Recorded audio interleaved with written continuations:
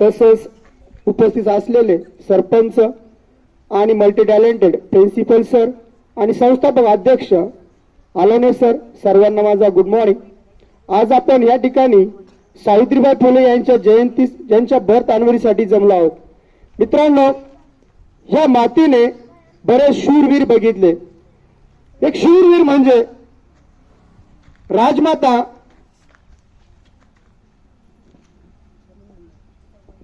राजमाता जिजाऊबाई साहेब यांनी छत्रपती शिवाजी महाराज यांना घडवले आणि छत्रपती शिवाजी महाराजांनी हा स्वराज्य घडवला।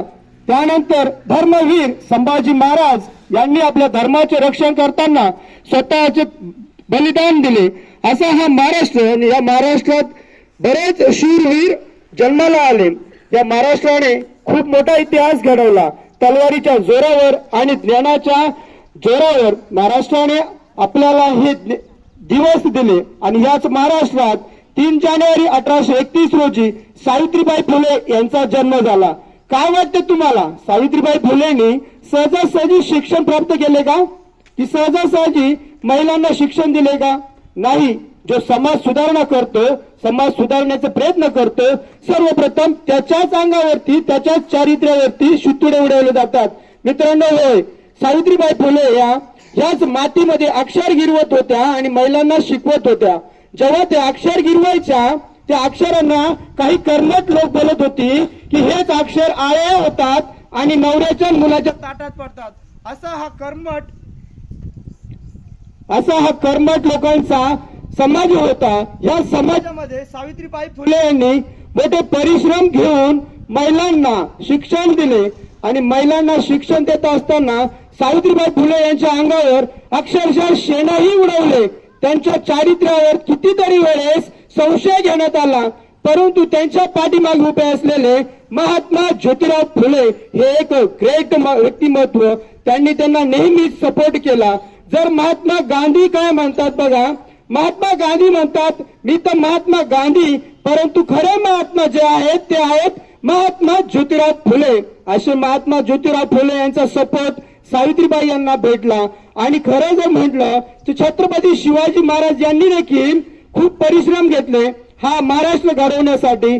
त्यांना लाभलेल्या राजमाता जिजाऊबाई साहेब तसेच छत्रपती संभाजी महाराज यांना लाभलेले आदर्श आणि महाराष्ट्रामध्ये जन्माला आलेल्या सावित्रीबाई फुले यांनी सर्वप्रथम मुलींसाठी शाळा पुणे या ठिकाणी चालू केली। आणि शाळा चालू करत असताना त्यांना जो त्रास झाला त्या त्रासावरती आज आपण या ठिकाणी बसलो आहोत। मुलींना चिमुकल्यांना शिक्षण भेटतंय आणि बरेच असे लोक आहेत कर्मठ बुद्धीचे की ज्यांना मुलगी नकोय, पोटातच तिला मारतात। आज बालिका दिवस, बालिकामुळेच हा महाराष्ट्र घडला। जर सावित्रीबाई फुले तेव्हाच लहानपणीच गेल्या असत्या तर तुम्हाला शिक्षण भेटले असते का? राजमाता जिजाऊबाई साहेब तेव्हाच गेल्या असते तर आपल्याला आज हा महाराष्ट्र भेटला असता का? मुलांना, बालिका म्हणजेच भारताचेच नाही तर पूर्ण जगाचे फ्युचर आणि भविष्य आहे। म्हणूनच सांगतोय, परत एकदा सांगतोय सर्वांना की सावित्रीबाई फुले यांच्या विचारांनी आपण जगणे गरजेचे आहे।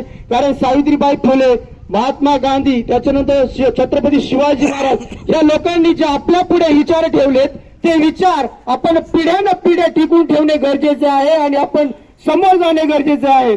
कारण त्यांच्या विचारावरच आज हा भारत देश चालू आहे मित्रांनो। आणि हा माणसाने माणसासारखे जगावे, माणसाला माणुसकी भेटावी म्हणून डॉक्टर बाबासाहेब आंबेडकर यांनी संविधान लिहिले। मित्रांनो, आपल्या याच महाराष्ट्राच्या भूमीमध्ये इतके थोर नेते जन्माला आले की आपण खरंच त्यांचा अभिमान बाळगायला पाहिजे। आणि आज या ठिकाणी मी 2 शब्द माझे थांबवतो, सर्व सावित्रीबाई फुले यांना नमन करतो आणि या ठिकाणी थांबतो। धन्यवाद।